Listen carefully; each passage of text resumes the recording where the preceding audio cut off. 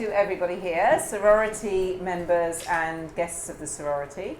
Thank you so much for coming and being in this beautiful, thank you Amanda for inviting us into your beautiful townhouse, which is a townhouse, and you may have only been on this floor, but you must go up the beautiful listed grade 2, I think, staircase with the leather handrail, the fabulous copper wall, which a restaurant has stolen the idea from. Well, at least 2 restaurants have stolen the idea from since it was here, and then up to the drawing room. So the idea of this is that it's a house, it's not a shop. And Amanda will I'm sure, be much more lucid about talking about that. But I wanted to thank you, Amanda, for talking with us today. It's your 25th anniversary. Amanda Wakeley OBE. Amanda Wakeley, who has dressed royalty from Princess Diana to, I don't think we're allowed to mention the most recent one because there's all sorts of NDAs and goodness knows what. But you have been an icon in the business for 25 years and you continue to be an icon. And the things that... No pressure. Yeah. I think the things that would be great to learn today are, number one, about the starting point, because obviously you were a model, and just imagine she still could be, and will be, I'm sure. And then you moved into this amazing business, and then you went through some real adversity, and you kept bouncing back. And then we'd like to learn about where you go from here. So I suppose it all started when I was about that high, and I had a complete passion for beautiful things, and I was very lucky. I had 2 very glamorous grandmothers who threw all of their cast-offs into our dressing up box, and so I had everything from old bits of fur to beautiful saris to all of that, and my mother was very, very, very tolerant about me chopping up a beautiful sari to make something, and so it was a sort of ongoing passion, and to the extent that during my school holidays I would make not only my own clothes but clothes for my school friends and charge them for them, if I'm really honest. And well, so commercial always. The entrepreneurial spirit started early, and then I finished school and actually decided that I didn't want to spend the next 4 years of my life in art school, and I didn't know at that stage I wanted to be a fashion designer, honestly.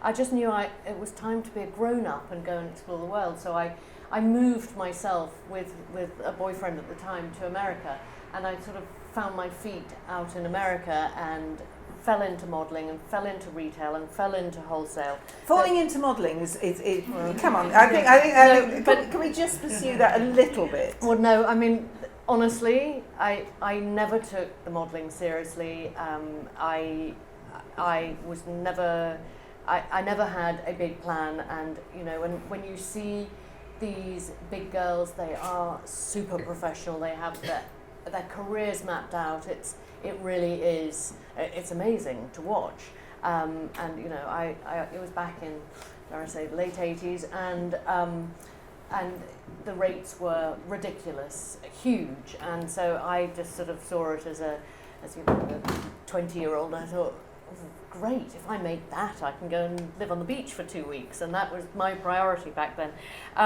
But then I was exposed to all the beautiful American brands.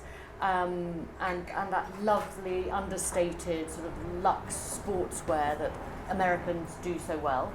And when I moved back to England, right at the end of the 80s, I couldn't really find all those beautiful American clothes that I loved, and I just felt there must be a gap in the market, and literally that's how I started, not with a great strategic business plan. And the business was very, very different 25 years ago, and I was lucky. I was introduced to the late Princess of Wales, very, very early days, literally in the first year of opening my business, by a mutual friend who used to be the deputy editor of Vogue. And you know, dressing the Princess of Wales back then is like dressing Angelina Jolie now. It was huge, and so the brand got very or the label, I should say, got immediate attention. That would be you. And I'd started in a tiny way, literally a minute collection that I sold to friends and friends of friends, and evolved it over that first 5 years into, from being made to order into a retail proposition, which was quite a steep learning curve, going from literally making pieces to order for specific clients to going into production, going into ready to wear. And so that had all of its challenges. But I think fundamentally I have, and still to this day, I have a real passion for beautiful clothes, for making women feel fantastic, feel empowered by their clothes. And that's something that, it's not about a power suit, it's about a gorgeous cashmere sweater with satin in the sleeves that makes you feel really just yummy and sexy and gorgeous and, good to you. And I always think if you feel good, you're going to look your best. And that's my passion, is making you feel good. So what do you have sort of a sort of matrix of your design experiences, and how you would, when you go to sit down and do a collection, do you say, okay, I want to do a boom boom boom boom boom, and I want to do a boom boom boom boom boom, or is it much more touchy feely, creative? It's a real it's two streams, because on one stream you've got a very commercial merchandising plan, and which we're given, the design team are given by the merchandisers and buyers, who say, right, we need pants at this price, jacket at this price. It really is line by line. So it is a matrix. Absolute 100%, matrix. Right. And then we put that to one side, and I actively encourage that, because there has to be intuition and a zeitgeist about it. Yes. Otherwise it gets really dull. Yeah. Really dull. And so put that to one side, and okay, what are we feeling as a team? Where is fashion going? What do we want to wear? What do we want to see our friends wear? I've got a younger designer who is a different shape to me, and I work with a male designer too, and so it's a lovely conversation. We create beautiful mood boards as to what is inspiring that collection, and that's very intuitive. That really comes from what feels right. Right. And that's, we know our brand well, but Yes. what feels right for the brand, and we often look at the boards as we're working and say, do you know what, that image isn't right, pull it off. And Right. It's a constant evolution, literally all the way from what happens now is, I'm sure you've all heard of, the pre-collections and the power of pre-collections and how important they are. Actually, that's sort of 70% of your business, and then your show is very much your image making and the sort of icing on the cake of the collection. And so you keep refining your ideas from beautiful but really believable commercial pieces that make the foundations of all of our wardrobe.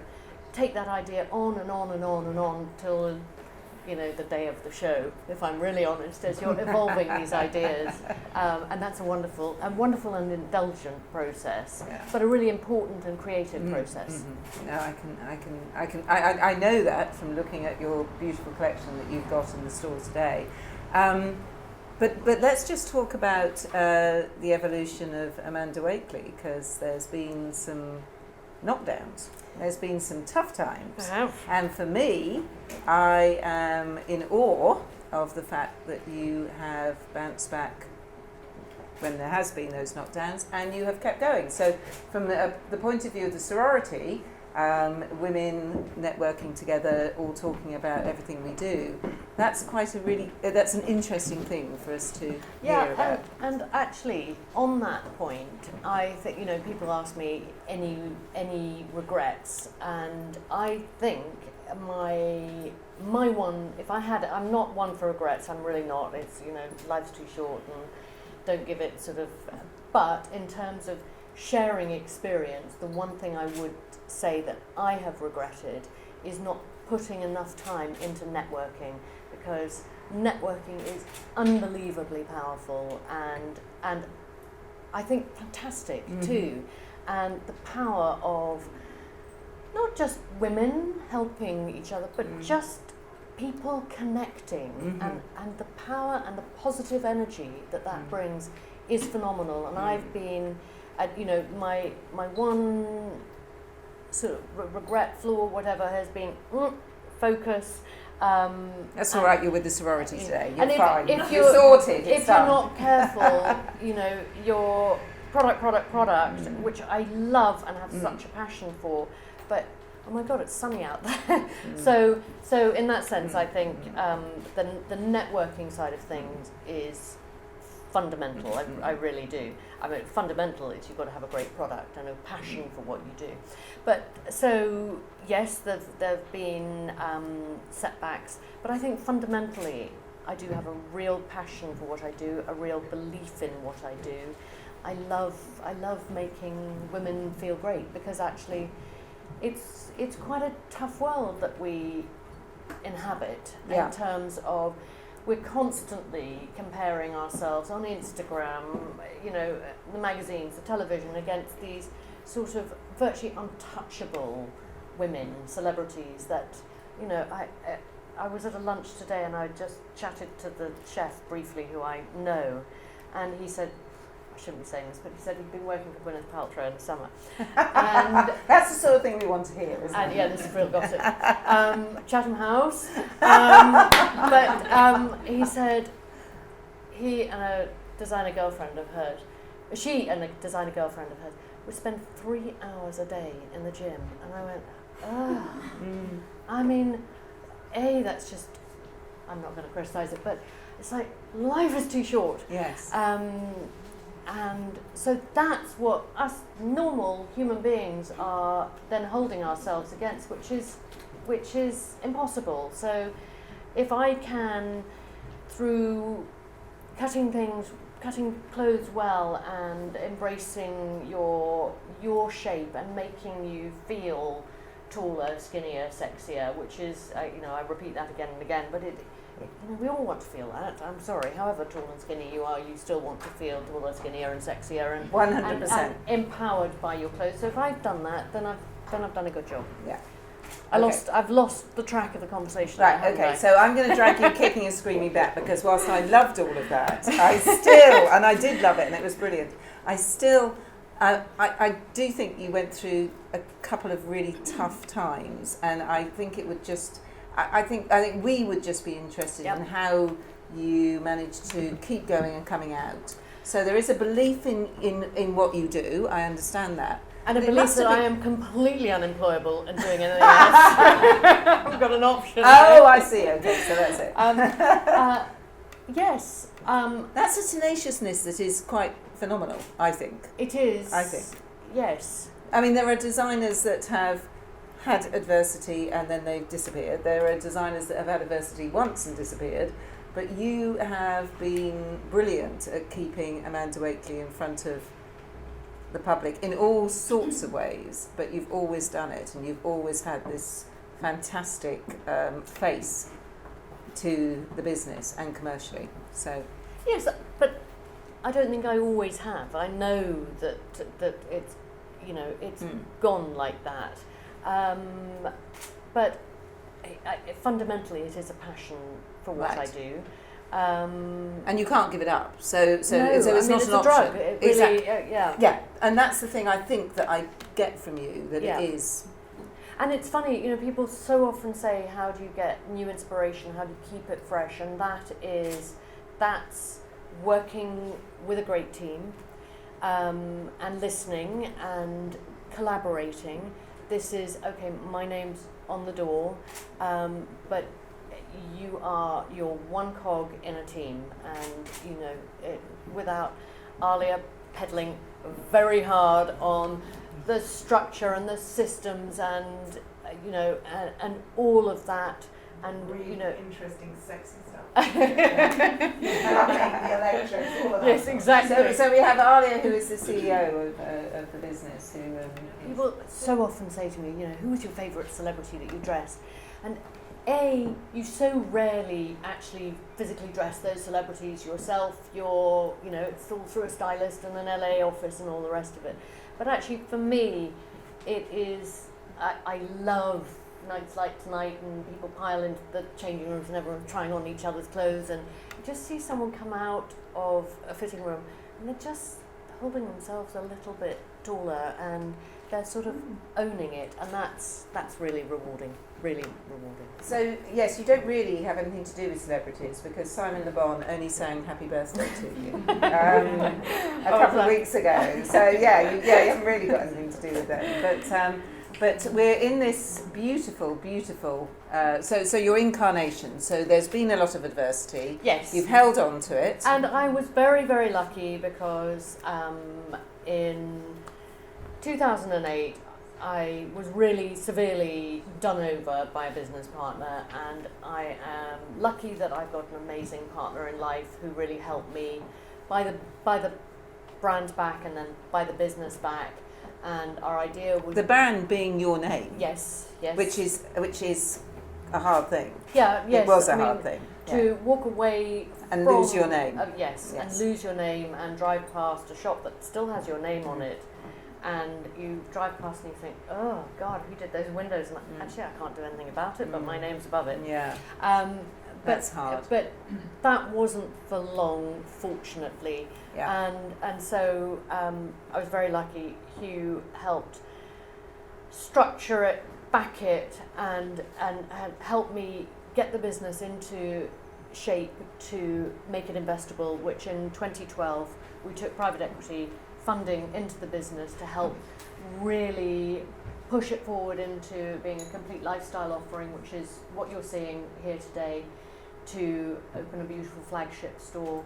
The whole concept of this was very much, I wanted it to be my home, your home in Mayfair, that you could come in, have a cup of coffee, use the loo, drop your shopping, whatever it was. It's sort of an informal club-like atmosphere.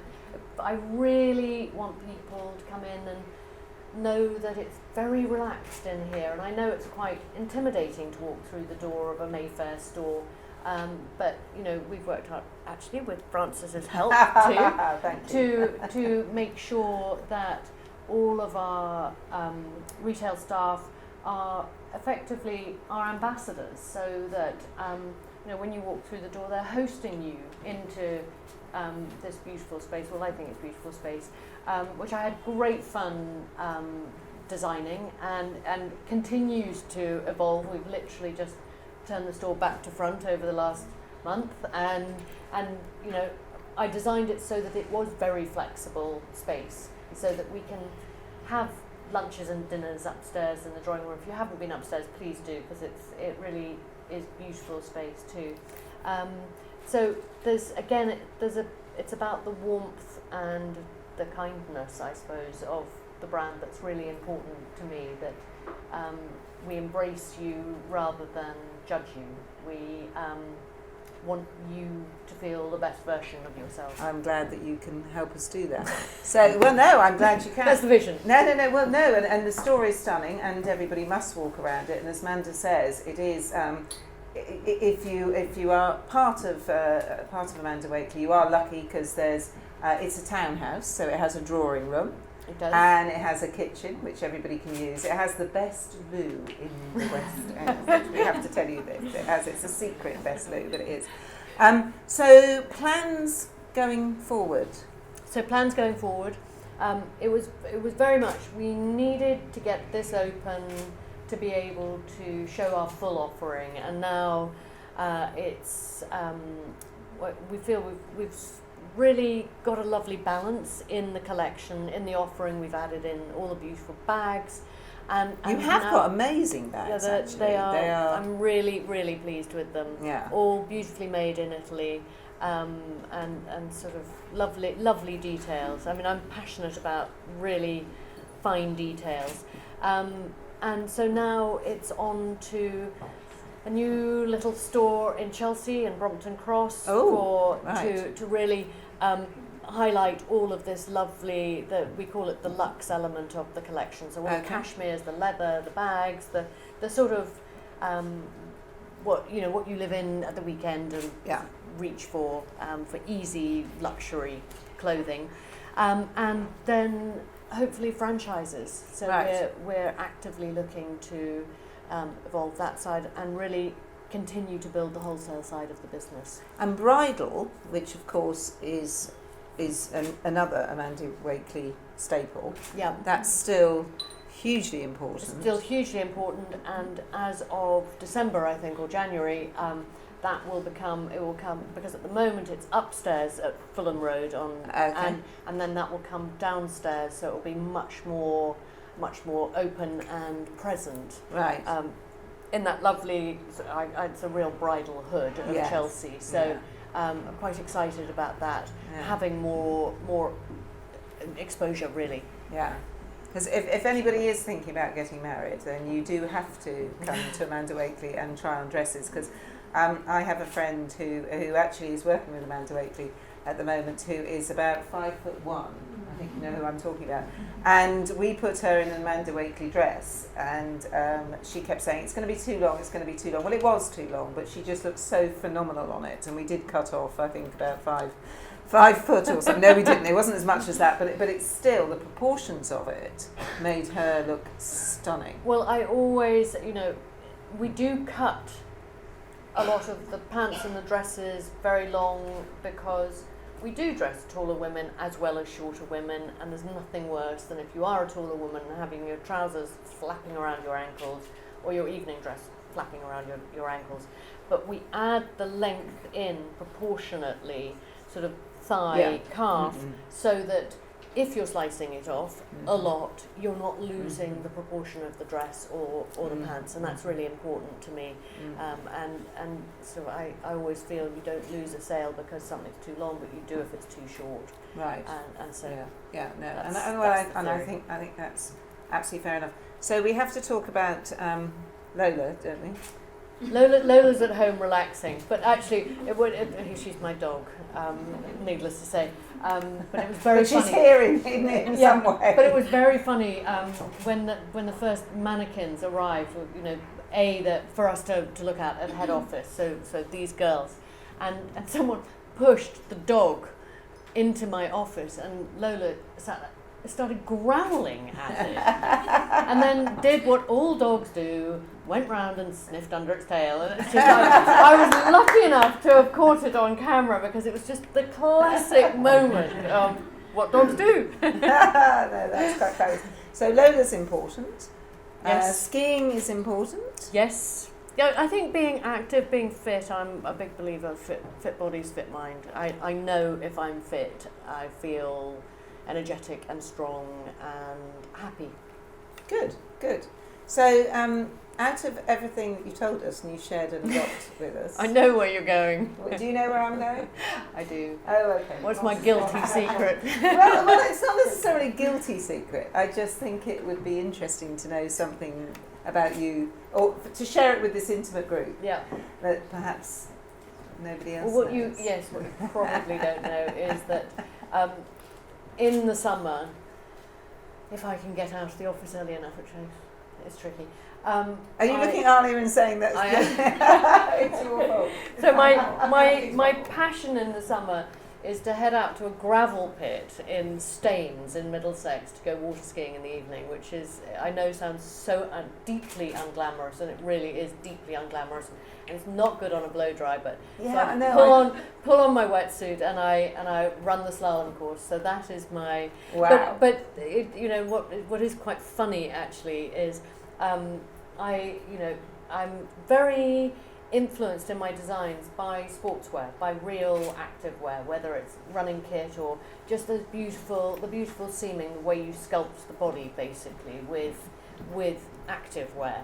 And so when working on the bags, I love the qualities of scuba, literally neoprene. And so I've insisted that actually the leather of these bags is bonded with neoprene, which actually you'll see. Oh. It has actually a really lovely quality about it because it has a sort of spring and a recovery to it. And so my passion for sports has evolved. And in fact, the factories really embraced it. And now a lot of tanneries and people, leather creators. We've got, where's our tustings?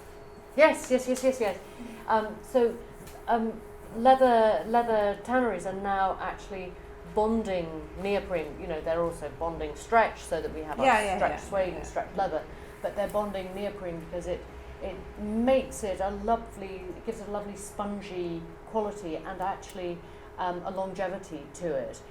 So it wasn't complete bonkers madness that did that. And then the other thing is, have you noticed she's gone straight off the what was my secret? We got onto the secret, but now we're doing selling. Have you noticed this? My love of being in the high mountains and having to wear a harness for skiing because we go high and up. You go out of helicopters. Yes, we do. Yes, you do. You jump out of helicopters and ski. Glaciers and all of that. So I jump out of buses. So I wanted the carabin clip that was on the harness. So we've created this lovely clip that is very reminiscent of a carabin clip on the bags. So I think there's a lot of you in this bag. There's a lot of me. A lot of you. Yes, in that bag. exactly that, including the nice clunk. I think sound is really important in not clothes so much, but in leather goods. It's got to, that reassuring clunk of an expensive car door. Yes.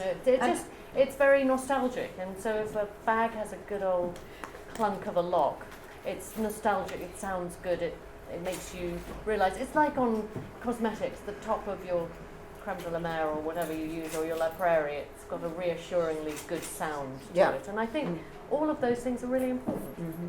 And the bullet, which we should mention, actually, the whole bullet, iconic bullet, because we have it on the door, so we have it on the door of the store. Mm-hmm. And so this was, I think when you're developing a bag collection, the hardware is incredibly important. It's what makes it iconic, and finding your hardware language is key.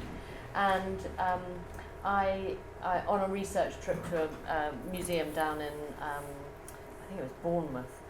We all hopped on a train down to this little funny museum in Bournemouth and trawled through dozens and dozens and dozens of old bags and beautiful old vintage clothes. And there was one bag there that it just had something on it that it wasn't this, and it was but it inspired this basically, and so off that I've evolved all of this language, and I love how if something has been screwed together, again, that has an element of quality to me, and so it was important to put these screws on there because you sort of think that's had to have hand finishing, and so you'll see quite often the language of the screws is important, and then taken that, and then you've got this lovely language of the sort of the bullet ends there, and you'll see it in the studs, and so that's how I'm going to, and actually in the jewellery, she's just got it on right there. Right. So into the necklace, into the rings, all of that. So it's trying to, it's brand identity, and it's crucial to any brand, and it takes time for it to get the recognition, and it needs repeating. And is it James Bond-esque with the new James Bond coming up? Yes, because it goes, there has to be an element of excitement. There is an element of, I think there has to be an element of that, exactly. I feel that. Well, I think that's fabulous, and I thank you so much for giving us an insight into not only the brand, but actually into Amanda Wakeley, who is the brand, as we know. And can I just say on that front, that Alia, through the sorority, introduced us to Frances, and who has been incredibly important and instrumental in helping us develop our retail teams. So in terms of the sorority, it's you know, that was when we needed someone to help us. That's very kind. I'm No, going to get it's up and true. do kissing now because that was very, very lovely.